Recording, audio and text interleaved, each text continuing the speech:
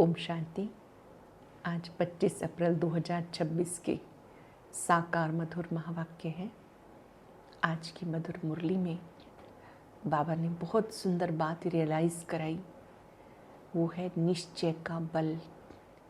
निश्चय बुद्धि विजयंती कहते हैं, संशय बुद्धि विनश्यंती। जिन्हें पक्का निश्चय है उनकी हमेशा जीत होती है, उनकी अवस्था अचल अडोल बन जाती है। जिन बच्चों को बाबा पे पक्का निश्चय है वो आंखें बंद करके श्रीमत पे चलते रहेंगे। उन्हें मालूम है मेरा जिम्मेवार शिव बाबा है, मेरा रिस्पॉन्सिबल स्वयं सर्वशक्तिवान है। ऐसे बच्चों को निश्चय का बल मिल जाता है। बाबा कहते बच्चे कभी भी संशय बुद्धि नहीं बनना। बाबा पर जिन बच्चों को निश्चय है वो आत्माएं हमेशा याद में रहती हैं और अनुभव करती हैं, बाबा मेरा मददगार है, बाबा ही मेरे माता पिता बंधु सखा सब कुछ है। शिव बाबा की महिमा और श्री कृष्ण जी की महिमा दोनों में बहुत अंतर है। निराकार परम पिता परमात्मा ब्रह्मा तन से हम सबको पढ़ाते हैं। प्रजापिता ब्रह्मा बाबा भी शिव बाबा को याद करते हैं। आत्मा और परमात्मा में बहुत अंतर है। आत्मा परमात्मा की संतान है, तो उस परम पिता परमात्मा को जो नॉलेजफुल है, ज्ञान सागर है, बीज रूप है, उन्हें याद करना है। वो जो नॉलेज देते हैं उसको अटेंशन से पढ़ना है। बाबा कहते जो बच्चे अच्छी रीति पढ़ाई पढ़ते हैं, याद करते हैं, उनका विकर्मों का बोझा उतरता जाता है। तुम्हें सर्विसेबल बनना है। जो सर्विसेबल बच्चे हैं वो सर्विस में हड्डी हड्डी स्वाहा करते हैं। ऐसे बच्चे जो सर्विसेबल हैं वो सबको संदेश देने की सेवा करते हैं। बाबा ने कहा कि मैं तुम बच्चों को जो इतनी ऊंची पढ़ाई पढ़ाता हूँ, इस पढ़ाई को तुम्हें धारण करना है। ड्रामा की नॉलेज को अच्छी रीति समझना है। तुम्हें सबको सुख देना है, क्योंकि आप सुख सागर के बच्चे हो। जो आत्माएं सुख देती हैं उन्हें सुख सागर का प्यार प्राप्त होता है। अब आप सुख की दुनिया में जा रहे हो तो ऐसे बाबा को बहुत बहुत प्यार से याद करना है। सुनते हैं बाबा के मधुर बोल। बाबा ने कहा मीठे बच्चे, बाप दूर देश से आए हैं तुम बच्चों के लिए नया राज्य स्थापन करने। परम धाम से बाबा आए हैं नया राज्य स्थापन करने। तुम अभी स्वर्ग के लायक बन रहे हो। जिन बच्चों का शिव बाबा में अटूट निश्चय है उनकी निशानी क्या होगी? ये प्रश्न है आज की मुरली से। जिन बच्चों का शिव बाबा में अटूट निश्चय है उनकी निशानी, वे आंख बंद करके बाबा की श्रीमत पर चलते रहेंगे।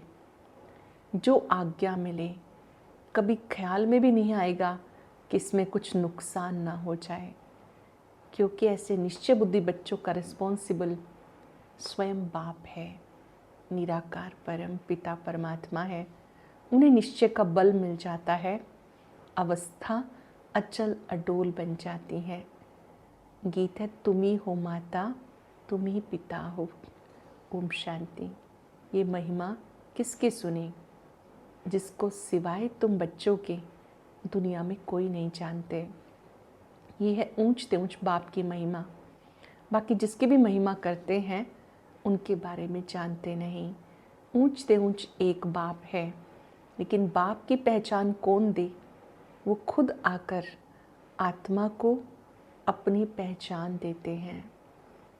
हर एक आत्मा को परम पिता परमात्मा आकर एक बात कहते हैं कि तुम आत्मा हो, मैं तुम आत्माओं का पिता परम पिता परमात्मा हूँ। भले कहते महान आत्मा जीवात्मा, शरीर जब छूट जाता है कहते आत्मा निकल गई, शरीर मुर्दा हो जाता है। आत्मा अविनाशी है, वो कभी खत्म नहीं होती। देह विनाशी है, आत्मा अविनाशी है। आत्मा जो स्टार मिसल है वो अति सूक्ष्म है, इन आँखों से देखने में नहीं आती। कर्तव्य सब आत्मा करती है, परंतु घड़ी घड़ी देहाभिमान में आ जाते हैं। कहते मैं फलाना हूँ, मैं ये करता हूँ। वास्तव में करती तो आत्मा है। शरीर तो ऑर्गन्स हैं, ये साधु आदि भी जानते हैं। आत्मा बहुत सूक्ष्म है। कहाँ रहती है आत्मा? भ्रिकुटी के बीच में, जहाँ हम तिलक लगाते हैं, छोटी सी बिंदी आत्मा भ्रिकुटी में रहती है, परंतु उनको ये ज्ञान नहीं। आत्मा में ये पार्ट बजाने के संस्कार हैं। कोई कहते आत्मा में संस्कार होते नहीं, वो निर्लेप है। कोई कहते संस्कारों के अनुसार जन्म मिलता है। बहुत मतभेद है, ये किसी को पता नहीं कि छोटी सी बिंदी आत्मा में 84 जन्मों का अविनाशी पार्ट है। छोटी सी ज्योति बिंदु आत्मा सतयुग में 8 जन्म लेती है, त्रेता युग में 12 जन्म लेती है, द्वापर में 21 जन्म लेती है, कलयुग में 42, एक संगम पर ये 84 जन्मों का पार्ट है। परम पिता परमात्मा को भी नहीं जानते। बाबा कहते जैसे तुम्हारी आत्मा वैसे मेरी भी आत्मा है। तुम जन्म पुनर्जन्म में आते हो, मैं नहीं आता हूँ। मुझे बुलाते हैं, हे पतित पावन आओ, आकर पावन बनाओ। इस समय तुम बच्चे शिव बाबा से पढ़ रहे हो। कोई पूछते हैं ये कैसे माने कि परमात्मा आते हैं, तो उनको बताओ सब पुकारते हैं ना, हे पतित पावन आओ, वो तो निराकार है, उन्हें अपना शरीर नहीं है। उनको आना है पतित दुनिया में, पावन दुनिया में तो नहीं आएंगे। ऐसे समझाना चाहिए। ये भी समझाना है परमात्मा इतना छोटा है जैसे आत्मा छोटी है, परंतु वो मनुष्य सृष्टि का बीज रूप है, नॉलेजफुल है। बाबा कहते मैं तुम आत्माओं को घर वापस ले जाने के लिए आया हूँ। दूर देश का रहने वाला आया देश पराए में। अब बाप द्वारा मालूम पड़ा कि हम पराए देश रावण के देश में हैं। सतयुग त्रेता में हम ईश्वरीय देश अपने देश में थे, फिर द्वापर से लेकर हम पराए देश पराए राज्य में आ गए, वाम मार्ग में आ गए। फिर भक्ति शुरू हो जाती है। पहले पहले शिव बाबा की भक्ति करने लगते हैं लोग। शिव का कितना बड़ा लिंग बनाते हैं, इतना बड़ा तो है नहीं। अब तुम समझ गए हो आत्मा और परमात्मा में क्या फ़र्क है। वह नॉलेजफुल पतित पावन सुख सागर है, आनंद का सागर है, पवित्रता का सागर है। ये परमात्मा की महिमा है। अब बुलाते हैं पतित पावन आओ, वो है परम पिता जो कल्प कल्प आते हैं। दूर देश का रहने वाला आया देश पराई में। निराकार परमात्मा परम धाम निवासी कलयुग अंत में यहाँ पर आते हैं, संगम पर आते हैं। आजकल फिर कह देते आत्मा सो परमात्मा, परमात्मा सो आत्मा। आत्मा सो परमात्मा हो ना सके। आत्मा का पिता है परम पिता परमात्मा। दोनों का रूप एक जैसा है, लेकिन गुणों और शक्तियों में बहुत अंतर है। आत्मा सो परमात्मा कह देते हैं। बाप कहते मैं आता हूँ तुम्हारी सर्विस में। मेरा जन्म अलौकिक है, मैं अवतरित होता हूँ। परमात्मा का अवतरण होता है पिता श्री ब्रह्मा के तन में। उनका हमारी सदृश्य जन्म नहीं होता। हर एक आत्मा को अपना अपना पार्ट मिला हुआ है। शिवरात्रि मनाते हैं, लेकिन वो कब आते हैं ये बात कोई नहीं जानते हैं। पहली पहली मुख्य बात आत्मा और परमात्मा में दोनों का राज समझाना है। फिर ये समझाना कि वो कल्प के संगम युग पर आते हैं। दूर देश से आकर यहाँ पर आकर इस ब्रह्मा तन का आधार लेते हैं। क्या करते हैं ये तुम बच्चे जानते हो। परमात्मा क्या करते हैं? रोज पढ़ाते हैं, मानव को देवता बनने की ट्रेनिंग देते हैं, संस्कार परिवर्तन कराते हैं। संस्कार बदलने से संसार बदल जाता है, मानव देव बन जाता है। बाबा कहते मैं आकर एडॉप्ट करता हूँ, इनके सहित बच्चों को समझाता हूँ। क्या तुम अपने जन्मों को भूल गए हो? निराकार परमात्मा याद दिलाते, क्या तुम अपने जन्मों को भूल गए? अब सृष्टि का चक्र पूरा होता है, फिर रिपीट होगा। मैं आया हूँ पावन बनाने के लिए, राजयोग सिखाने के लिए। पावन बनने का और कोई रास्ता नहीं। अगर ये राज मनुष्य जानते, पावन बनने का और कोई उपाय नहीं, अगर राज ये मनुष्य जानते तो वो निरंतर याद करते। पावन बनने के लिए क्या करते हैं? गंगा स्नान करने जाते हैं, यज्ञ तप दान पुण्य करते हैं। बाबा कहते इनसे कोई मुझे नहीं मिल सकता, मुझे मेरे द्वारा ही जाना जाता है। जब हम उसे जान जाते हैं, हम उसे याद करना शुरू करते हैं। उन्हें याद करना अर्थात उनके गुणों का चिंतन करना, उनका शुक्रिया करना, उनको साथ रख के विकर्मों पे जीत प्राप्त करना। अब बाबा कहते मैं जो तुम्हें गुये गुये बातें समझाता हूँ, ये बातें तुम्हें धारण करनी है। कोई तो झट समझ जाते हैं और कोई नंबरवार है। कोई तो एकदम समझ जाते हैं कि बाबा मुझे क्या समझाने आए हैं, और कोई नहीं समझ पाते। सब एक जैसे नहीं होते। देवाभिमान बच्चों में बहुत है। बाबा भी जानते हैं कि नंबरवार है। डायरेक्शन पर बच्चों को चलना पड़े। बड़ा बाबा जो कहे वो मानना चाहिए। बड़े बाबा शिव बाबा है, वो जो कहें हमें मानना चाहिए। गुरु आदि की तो मानते आए हो, अब बाप जो स्वर्ग में ले जाने वाला है उनकी बात आंखें बंद करके माननी चाहिए। परंतु ऐसे निश्चय बुद्धि है नहीं, भले उसमें नुकसान हो या फ़ायदा मान लेना चाहिए। भले समझो नुकसान भी हो जाए, फिर भी बाबा कहते हैं हमेशा समझो कि शिव बाबा ही कहते हैं। ब्रह्मा के लिए मत समझो, रिस्पॉन्सिबल शिव बाबा है।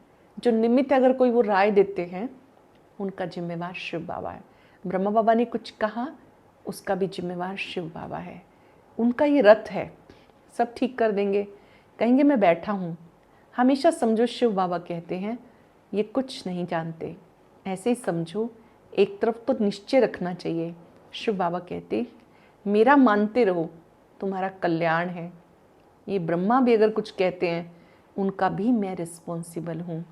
तुम बच्चे फिक्र मत करो, शिव बाबा को याद करने से अवस्था पक्की हो जाएगी। निश्चय में विक्रम भी विनाश होंगे, बल भी मिलेगा। जितना बाबा को याद करेंगे बल जास्ती मिलेगा। जो श्रीमत पर चल सर्विस करते हैं वो उच्च पद पाएंगे। बहुतों में देवाभिमान बहुत रहता है। बाबा देखो सब बच्चों से कैसे प्यार से चलते हैं, सबसे बात करते हैं। बच्चों से पूछते हैं बच्चे ठीक बैठे हो, कोई तकलीफ़ तो नहीं। पिता के रूप में बाबा प्यार देते हैं, हालचाल पूछते हैं ठीक बैठे हो, कोई तकलीफ़ तो नहीं। लव होता है ना बच्चों के लिए। बेहद के बाप को बच्चों के लिए बहुत बहुत लव है। जो जितनी श्रीमत पर सर्विस करते हैं उस अनुसार लव रहता है। सर्विस में ही फ़ायदा है। सर्विस में हड्डियाँ देनी है। कोई भी काम करते रहेंगे तो दिल पर चढ़ते हैं। ये बच्चा बहुत फर्स्ट क्लास है। चलते चलते किसी पे ग्रहचारी बैठती हैं, माया का सामना होता है। ग्रहचारी के कारण ज्ञान नहीं उठा सकते। कई तो फिर कर्मणा सेवा अथक होके करते हैं। तुम्हारा काम है सबको सुख धाम का मालिक बनाना, किसी को दुख नहीं देना। ज्ञान नहीं तो दुख देते हैं, फिर कितना भी समझाओ समझते नहीं। पहले पहले समझाना है आत्मा और परमात्मा के बारे में। कैसे छोटी सी बिंदी आत्मा पार्ट बजाती है। ड्रामा में जो पार्ट है वो नूंधा हुआ है। निश्चय वाला कभी हिलेगा नहीं, निश्चय वाला अचल अडोल रहेगा। बहुत हिल जाते हैं। पिछाड़े में जब भंबोर को आग लगेगी तब अचल बन जाएंगे। अभी बहुत युक्ति से समझाना है। अच्छे अच्छे बच्चे सर्विस पे रहते हैं, दिल पर चढ़े रहते हैं, बहुत तीखे जाते हैं, बहुत मेहनत करते हैं। उन्हें सर्विस का बहुत शौक़ रहता है। जिसमें जो गुण है वो बाबा वर्णन करते हैं। अच्छा। मीठे मीठे सिक्किलते बच्चों प्रति माता पिता बाप दादा का याद प्यार गुड मॉर्निंग। रूहानी बाप की रूहानी बच्चों को नमस्ते। रूहानी बच्चों की रूहानी बाप दादा को याद प्यार नमस्ते गुड मॉर्निंग। शुक्रिया बाबा, शुक्रिया। धारणा के लिए सार है, सर्विस में हड्डियां देनी है, किसी भी बात में संशय नहीं उठाना, सबको सर्विस से सुख देना है, दुख नहीं देना, निश्चय के बल से अपनी अवस्था को अडोल बनाना है। जो श्रीमत मिलती है उसमें कल्याण समाया है, क्योंकि रिस्पॉन्सिबल बाप है, इसलिए फिक्र नहीं करना। जो श्रीमत मिलती है उसमें हमारा कल्याण है, जिम्मेवार बाबा है, इसलिए कोई भी बात का फिक्र नहीं करना। वरदान है, योग युक्त स्थिति द्वारा सूक्ष्म व कड़े बंधनों को क्रॉस करने वाले बंधन मुक्त भव। योग युक्त स्थिति द्वारा सूक्ष्म व कड़े बंधनों को क्रॉस करने वाले बंधन मुक्त भव। योग युक्त की निशानी है बंधन मुक्त। योग युक्त बनने में सबसे कड़ा बंधन है स्वयं को समझदार समझकर श्रीमत को अपनी बुद्धि की कमाल समझना, अर्थात श्रीमत में अपनी बुद्धि मिक्स कर लेना, जिसे बुद्धि का अभिमान कहा जाता। जब कभी कोई कमजोरी का इशारा देता है, बुराई करता है, यदि उस समय जरा भी व्यर्थ संकल्प चलता है तो ये भी बंधन है। हमारी कोई कमी कमजोरी की तरफ किसी ने इशारा किया और तुरंत संकल्प चलने लग गए, मूड ऑफ हो गया, अपसेट हो गए, ये भी एक बंधन है। जब इन बंधनों को क्रॉस कर हार जीत निंदा स्तुति में समान स्थिति बनाओ, तब कहेंगे संपूर्ण बंधन मुक्त। योगी किसे कहते हैं? जो निंदा स्तुति मान अपमान सुख दुख सब में एक समान रहे। कोई प्रशंसा करे तो भी बाबा को समर्पित कर दो, कोई निंदा करे तो भी। अगर कोई संकल्प चलते हैं तो ये भी एक बंधन है। इन बंधनों को समाप्त करने का साधन है योग युक्त हो जाना। स्लोगन है, पहले सोचना फिर करना। ये ज्ञानित्व आत्मा का गुण है। पहले सोचना फिर करना, ये ज्ञानित्व आत्मा का गुण है। आज हम सब अभ्यास करेंगे। मैं बंधन मुक्त आत्मा हूँ। बंधन मुक्त आत्मा योग युक्त रहती है। योग युक्त रहना अर्थात निंदा स्तुति मान अपमान सुख दुख हार जीत गर्मी सर्दी सब में एक समान। कोई प्रशंसा करे तो भी प्रभु अर्पणम, कोई निंदा करे तो भी प्रभु अर्पणम। निंदा स्तुति मान अपमान सब में एक समान रहने वाली मैं बंधन मुक्त आत्मा हूँ। बाबा से शक्ति लेते जाएं, सबको देते जाएं। शुक्रिया बाबा, शुक्रिया। ओम शांति शांति। आज का अव्यक्त ज्ञान मोती सुनने के लिए ऊपर दिए गए बॉक्स पर क्लिक करें। अगर बॉक्स दिखाई नहीं दे रहा है तो ऊपर जो कॉर्नर में शो लिखा हुआ है उस पर क्लिक करें।